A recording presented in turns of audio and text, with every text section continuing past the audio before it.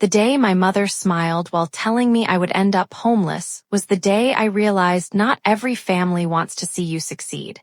She looked me straight in the eyes, folded her arms, and said, "Without me, you'll lose everything. You'll be sleeping under a bridge within a year." At that moment, I believed her. What I didn't know was that 2 years later, inside a crowded courtroom in Chicago, a judge would uncover one document that would destroy every lie she'd told for nearly 20 years. And when the truth came out, the entire courtroom fell silent. Before I tell you what happened, make sure you watch this story until the very end because every detail matters. If you enjoy emotional family dramas filled with shocking twists and powerful endings, please like this video, subscribe to the channel, and turn on notifications so you never miss a new story. Now let me tell you how everything began. My name is Ethan Carter, and I'm 32 years old. I grew up in a quiet suburb outside Chicago. From the outside, my family looked perfect. My mother, Linda Carter, volunteered at church every Sunday.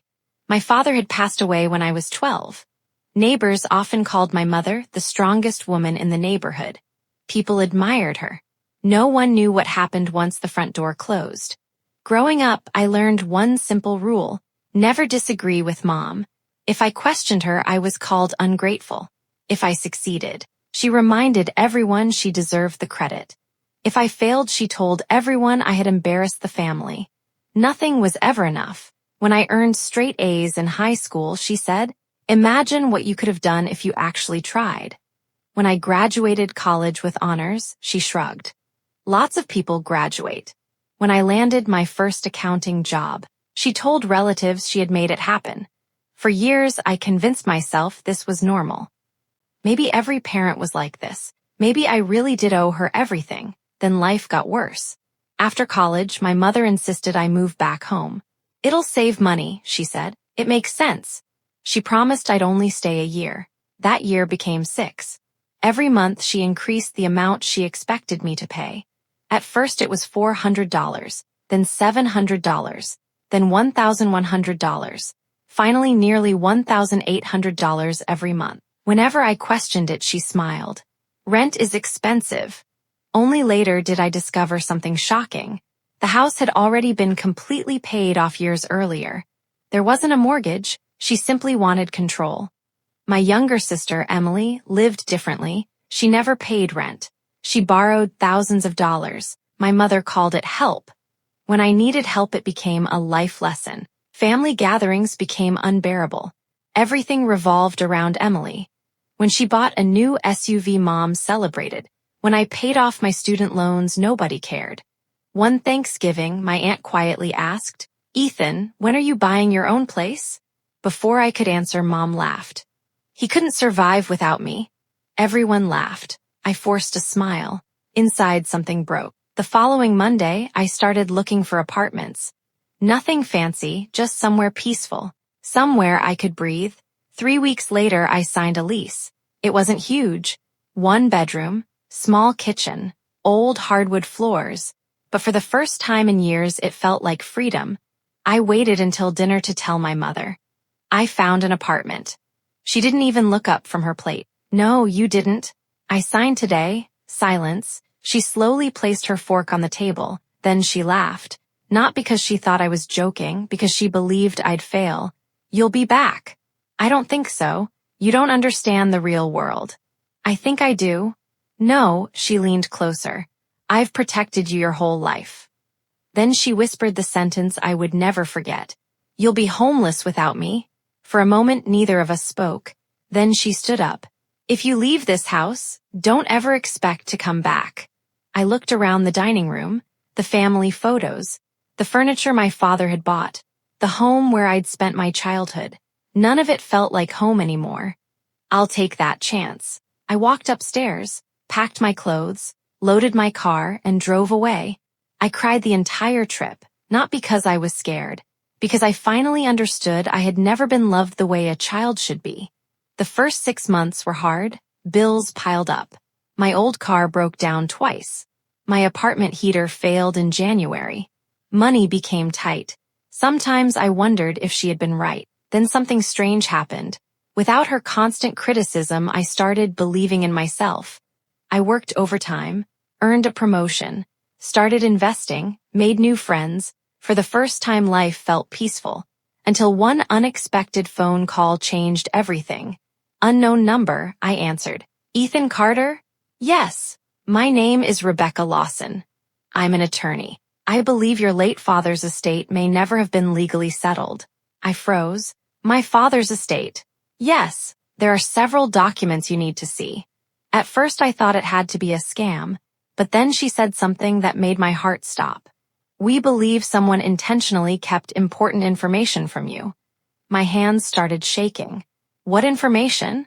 I'm afraid. That's something we need to discuss in person.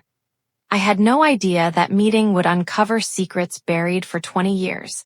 Secrets that would lead us into a courtroom.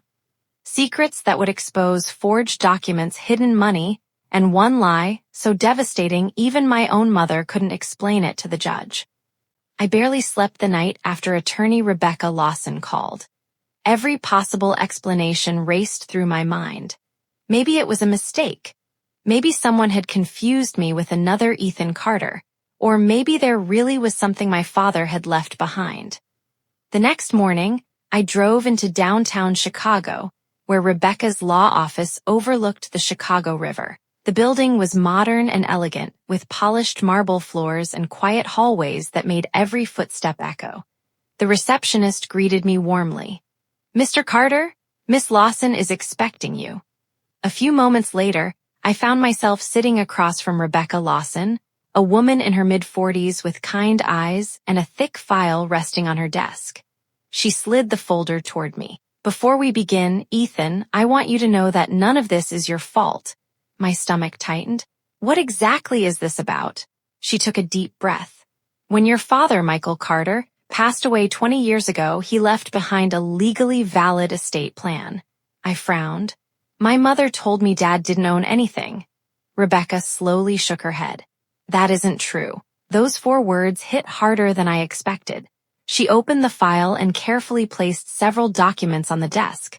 This is your father's will. I stared at the familiar signature.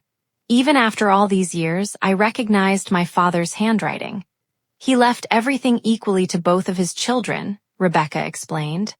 Equal shares, equal protection. I looked up. So where did it all go? Rebecca paused. That's the problem. She handed me another document. This is a property transfer. I studied the pages, the family home, several investment accounts. A small commercial property my father had purchased years before. Everything had eventually been transferred into my mother's sole control. How? I whispered. Rebecca looked directly at me. That's what we're investigating.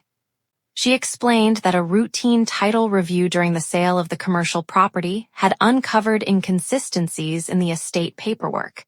Certain filings had never been completed correctly. Some signatures appeared suspicious. Several required notices had never been sent to the beneficiaries, including me. I was never notified. No, I never signed anything. We know. I felt the room spinning. For 20 years, I had believed my mother when she said there had been nothing to inherit. Rebecca reached for another folder. There's something else. She placed an old envelope in front of me. Across the front, written in faded blue ink, were the words, "For Ethan to be opened when he turns 25. My hands froze.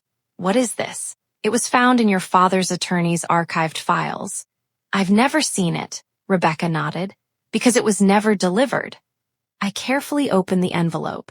Inside was a handwritten letter. The paper had yellowed with age. As I unfolded it, tears immediately filled my eyes.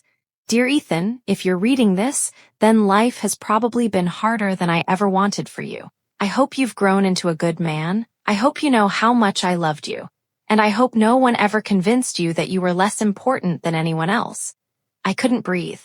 Those words, my father had written them before he died. I continued reading. I have arranged everything so that you and Emily are treated equally. Education, savings, the house, my investments. Everything belongs to both of you. I lowered the letter. Rebecca quietly handed me a tissue. I've read hundreds of estate files, she said softly. I've never forgotten this letter. There was one final paragraph. If anyone ever tells you that you are alone, they are lying. I will always believe in you. I covered my face. For years, I had believed I wasn't enough. Yet my father had spent his final days making sure I knew the opposite, except I never received the letter. Rebecca gave me time to compose myself before continuing. Ethan, there's another issue. I looked up.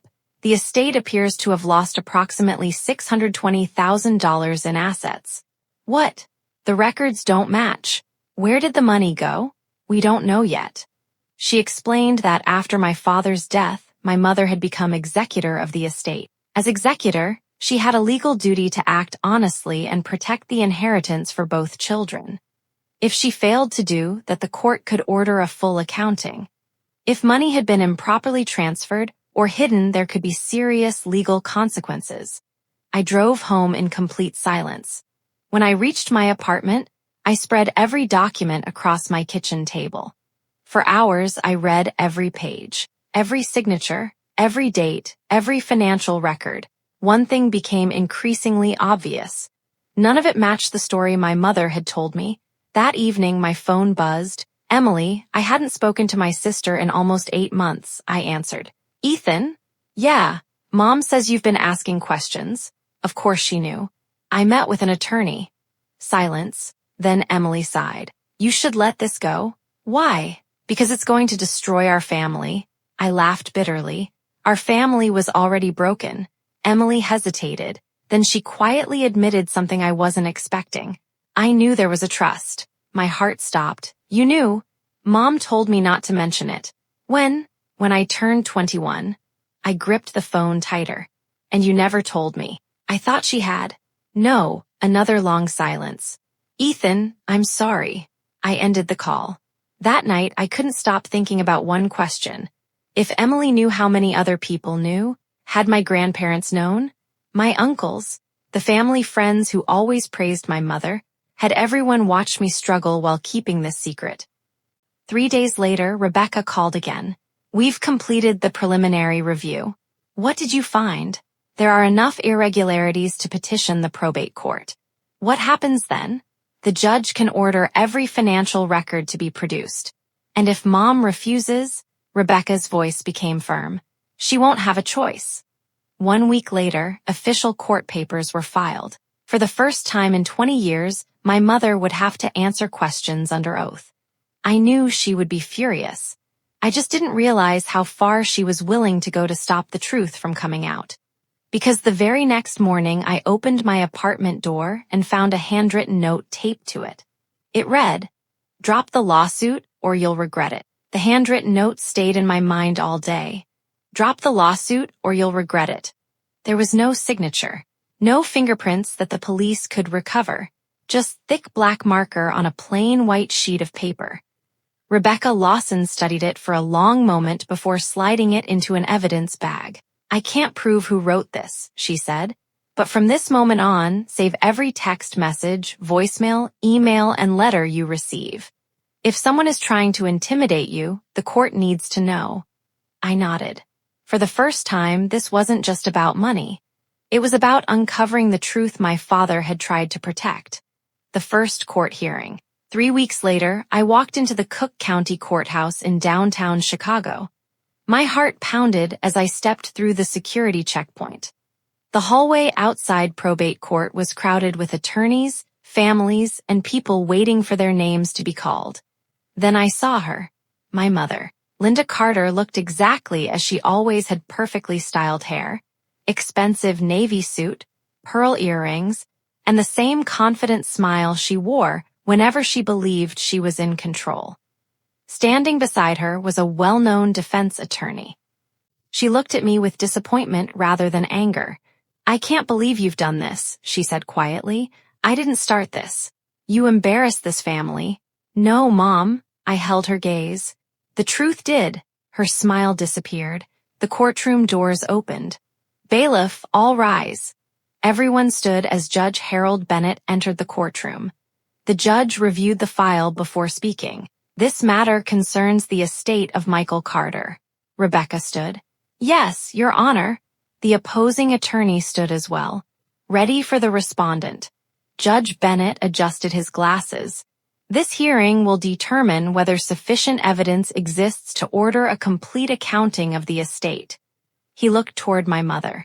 As executor, you had a legal duty to manage estate assets for all beneficiaries. My mother nodded confidently. I understand. Rebecca began. Your Honor, the petitioner has never received notice of estate proceedings, never received distributions described in the will, and recently discovered documents indicating significant discrepancies. She handed copies to the court. The judge examined them carefully. Then he looked toward my mother. Were these notices ever sent? Her attorney answered first.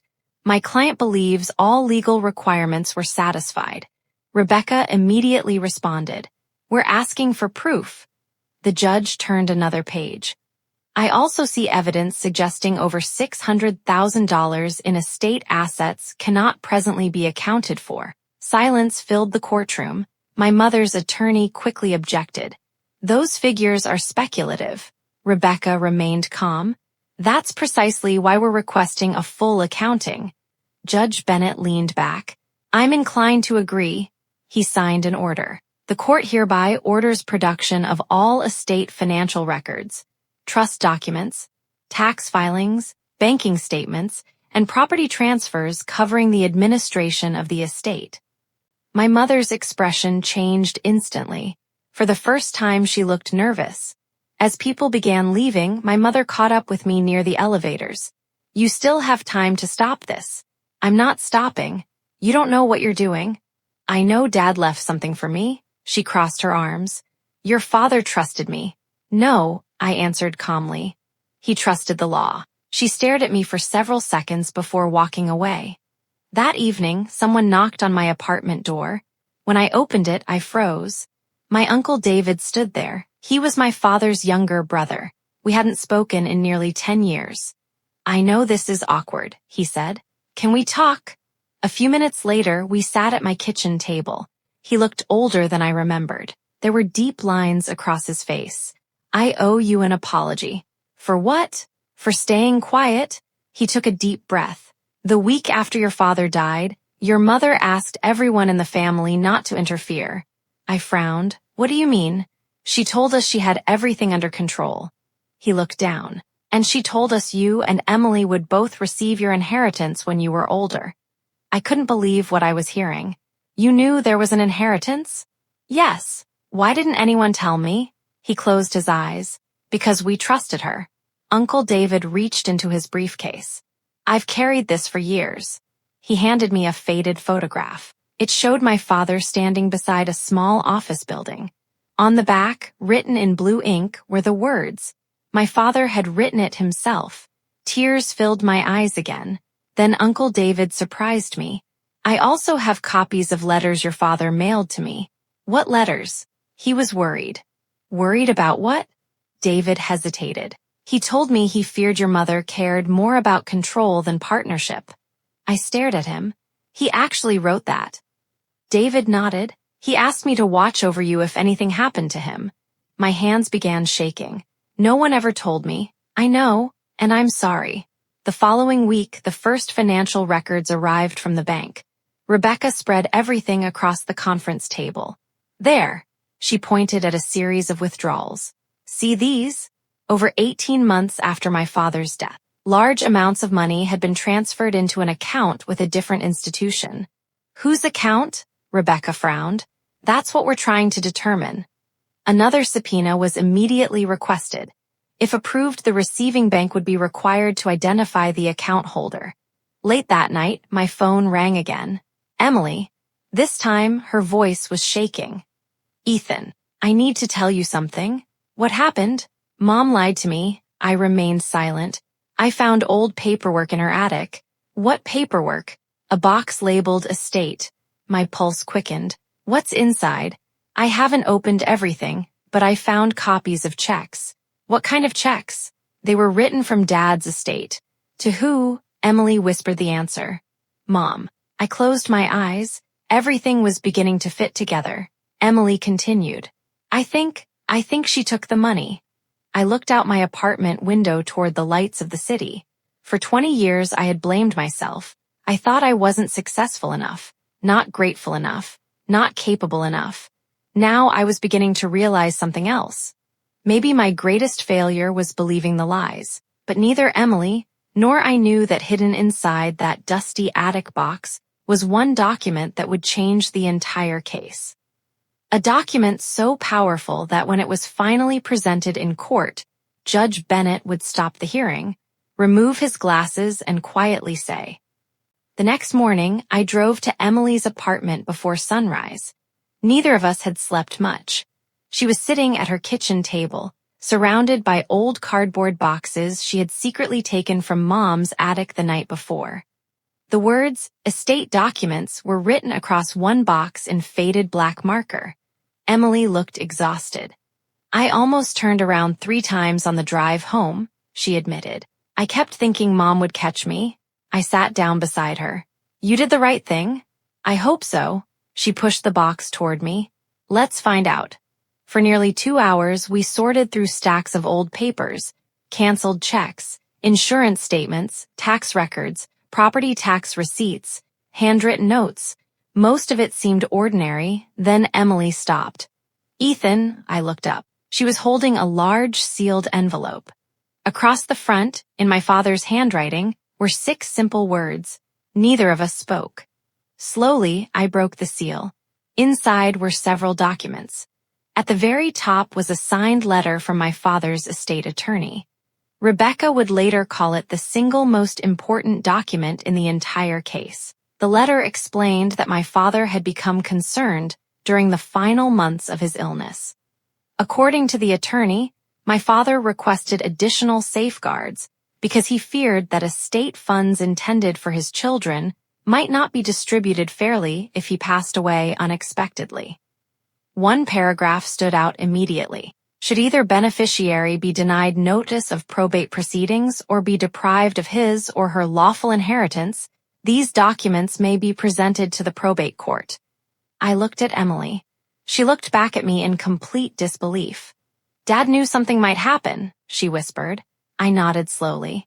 "He was trying to protect us." There was another document, a notarized schedule listing every major asset my father owned before his death. The family home, the commercial property, investment accounts, retirement savings, college funds, life insurance. The total estimated value exceeded $1.4 million. I remembered what Mom had told me for years. "Your father left debts, not money." That statement was no longer just misleading. It appeared to be completely false. Emily covered her face. "I defended her for years. You were a kid. So were you." Tears rolled down her cheeks. I should have asked more questions.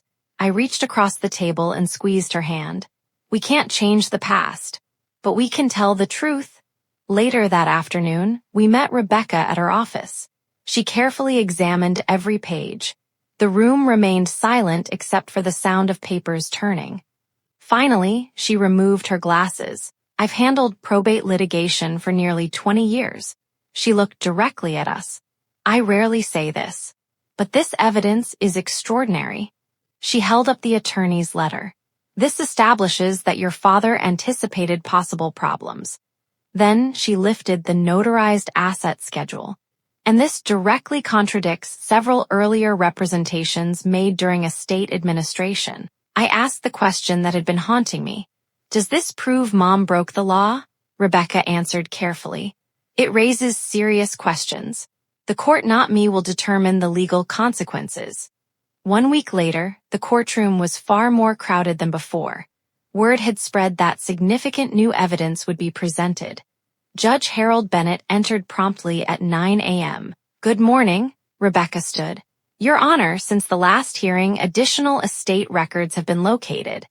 She handed copies to the bailiff, who distributed them to the judge and opposing counsel. As the judge read, the room grew quiet. He paused several times, rereading certain passages. Then he looked toward my mother's attorney. "Counsel, were you previously aware of these documents?" The attorney hesitated. "No, Your Honor." Judge Bennett nodded thoughtfully. "I see. Rebecca then presented the notarized asset inventory. This inventory appears consistent with independent financial records already produced under subpoena. The judge compared several pages side by side. His expression became noticeably more serious. After several long moments, he removed his glasses and placed them on the bench. The courtroom waited. Then he spoke the words none of us would ever forget. No one moved. No one spoke. Even the court reporter briefly looked up from the keyboard. Judge Bennett continued. The newly produced materials suggest the court may not have received complete information during the original administration of this estate. He turned toward my mother. As executor, you owed fiduciary duties to both beneficiaries. My mother sat perfectly still. The confidence she had displayed during the first hearing was gone. After a short recess, proceedings resumed. Unexpectedly, Emily asked Rebecca if she could address the court. With permission, she took the witness stand. Her hands trembled as she was sworn in. Rebecca asked gently, "Emily, why have you come forward today?" Emily took a deep breath. "Because I don't want to spend the rest of my life pretending everything was fine." She explained that, growing up, she had been told Ethan simply wasn't interested in family finances. She admitted she later learned a trust existed, but assumed I had received the same information. "I was wrong," she said quietly. "I should have asked questions." Her testimony wasn't dramatic. It was honest, and honesty carried weight. By the end of the hearing, Judge Bennett issued several new orders. A forensic accountant would review all estate transactions. Additional bank records would be subpoenaed. Former financial advisors connected to the estate could be called as witnesses if necessary. The case was no longer limited to missing paperwork. It had become a full examination of how the estate had been managed. Outside the courthouse, reporters had begun gathering. Neither Rebecca nor I made any statements. As we walked toward the parking garage, she said quietly, "We've made important progress. But don't assume the hardest part is over." "What do you mean?" She looked back toward the courthouse. "If the financial review confirms what these documents suggest, the next hearing could determine responsibility." I nodded. For the first time, I realized this case was no longer about proving I deserved answers. It was about letting the evidence speak for itself. And somewhere inside thousands of pages of bank records, the final piece of the puzzle was waiting to be found. For the next 6 weeks, the courthouse became almost a second home. Boxes of financial records arrived every day. Bank statements, property files, investment reports, tax returns, wire transfer confirmations. Every document was reviewed by the court-appointed forensic accountant. Rebecca warned me not to expect quick answers. "The truth," she said, "is usually buried under paperwork." She was right. On a rainy Monday morning, Rebecca called. Her voice sounded different. "Ethan, they've finished the forensic accounting." I immediately drove to her office. When I arrived, a thick report sat on the conference table, more than 300 pages. Rebecca turned directly to the summary. The accountant found multiple unexplained transfers made during the administration of your father's estate. She pointed to several highlighted sections. Large withdrawals. Property proceeds deposited into accounts that should never have received estate funds. Missing distributions. Delayed reporting. Unrecorded transactions. I looked at the final page. "What does this mean?" Rebecca answered carefully. "It means the court now has evidence showing that the estate records presented years ago were incomplete, and that substantial assets intended for both beneficiaries were not distributed as the will described. The court will determine responsibility and any remedies." I took a deep breath. For years I had wondered whether I was imagining things. Now the evidence spoke for itself. The courtroom was full. Every seat was occupied. Several members of my extended family had come. My Uncle David sat quietly in the back row. Emily sat beside me. Neither of us spoke. Judge Harold Bennett entered precisely at 9 a.m. "Please be seated." The judge reviewed the forensic report for several moments before addressing the courtroom. This matter concerns the administration of the estate of Michael Carter. He looked toward the court-appointed accountant. Please summarize your findings. The accountant stood. In reviewing the financial records, I identified numerous transfers that were inconsistent with the estate plan and several distributions that cannot be reconciled with the available accounting. He explained the analysis in clear, methodical terms. There was no drama, just facts. When it was Rebecca's turn, she stood before the court. Your Honor, this case has never been about punishing a grieving widow. She paused. It has always been about honoring the wishes of Michael Carter. She held up my father's will. He intended both of his children to be treated equally. She then held up the letter my father had written. He wanted Ethan to know he was loved. Rebecca lowered the documents. Instead, Ethan grew up believing he had been left with nothing. She looked toward me briefly before continuing. The evidence demonstrates that he was denied information he was entitled to receive. Today, he asks only that the estate be administered according to the law and his father's intentions. The courtroom was silent. My mother chose to testify. She walked slowly to the witness stand. For the first time since this case began, she looked tired. She admitted making many financial decisions after my father's death. She insisted every decision had been made for the family's benefit. Rebecca asked only a few questions. Mrs. Carter, did you provide Ethan with formal notice of the probate proceedings? No. Did you give him a copy of his father's will? No. Did you deliver the letter addressed to him? No. The courtroom remained quiet. Rebecca thanked her and sat down. The documents already answered the remaining questions. Judge Bennett folded his hands. This court has reviewed the testimony, documentary evidence, and forensic accounting. He paused before continuing. The evidence establishes that the estate was not administered in accordance with the obligations imposed upon an executor. He looked toward both parties. The beneficiaries were not treated equally, and significant information was withheld from one of them. My heart pounded.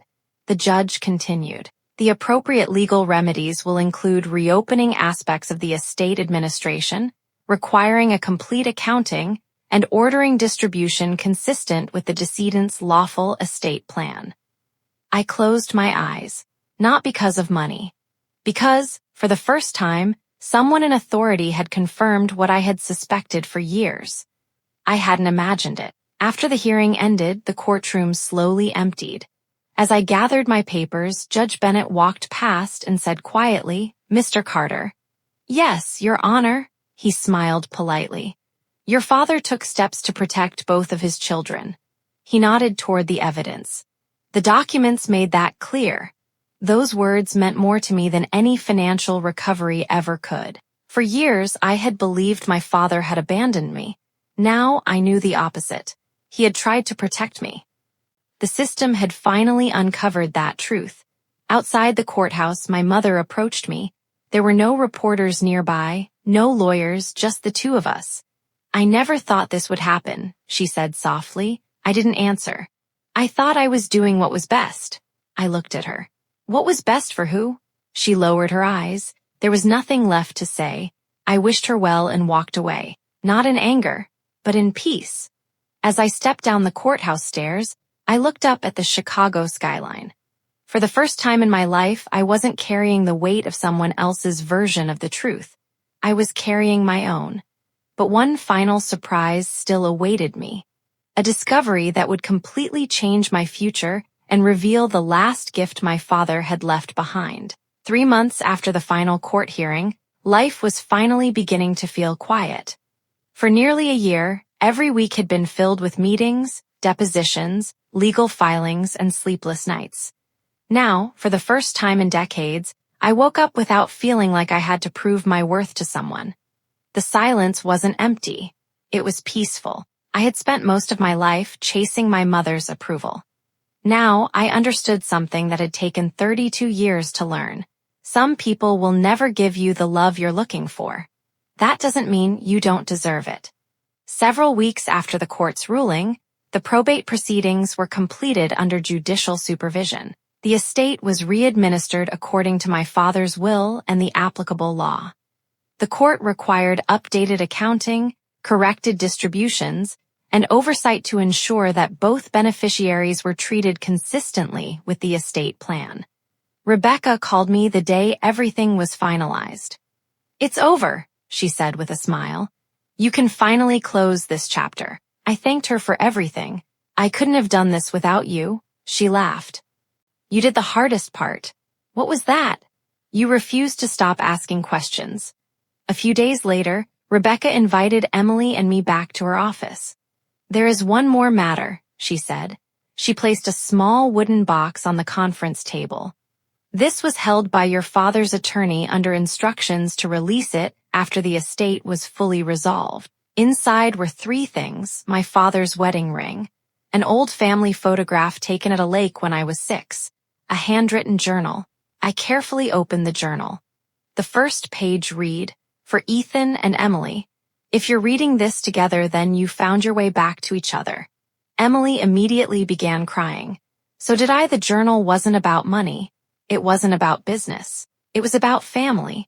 My father wrote about teaching me to ride a bicycle. He wrote about Emily falling asleep on his shoulder after baseball games. He wrote about our dreams. And on one page, he left advice that I would carry for the rest of my life. Never measure your value by another person's approval. Character lasts longer than wealth.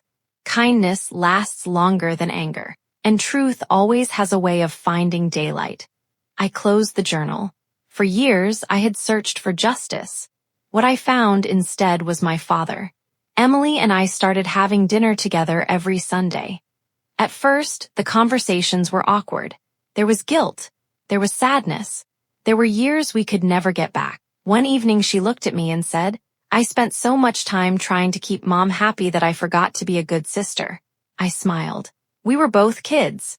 She reached across the table. "Can we start over?" I took her hand. "We already have." Months later, I received a letter from my mother, not an angry letter, not a legal letter, a personal one. She admitted she had made mistakes. She admitted fear had influenced many of her decisions after Dad died. She didn't ask for forgiveness. She simply wrote, "I hope someday you'll remember me for something better than my worst choices." I folded the letter and placed it inside my father's journal. Forgiveness wasn't something that happened overnight. But I also knew that carrying resentment forever would only keep me trapped in the past. So I chose something different. I chose peace. The corrected inheritance gave me opportunities I had never expected. I didn't buy a mansion. I didn't buy a sports car. Instead, I paid off every remaining debt. I purchased a modest home with a small front porch. I invested responsibly. And I started a nonprofit scholarship in my father's name to help students who had lost a parent. At the first scholarship ceremony, I stood before a room full of families. I ended my speech with the words my father had written years earlier, "Truth always finds daylight." The audience stood and applauded, not because of me, because they understood. 5 years passed. Life looked completely different. The little apartment where I once cried myself to sleep had become a distant memory. Emily had children of her own. Every summer they visited my house. We laughed. We grilled hamburgers in the backyard. We celebrated birthdays together. The cycle that had divided our family ended with us. One autumn afternoon, I drove past my childhood neighborhood. The old house had been sold. Another family lived there now. Children were playing basketball in the driveway. I smiled. That house had once represented pain. Now it was simply another home.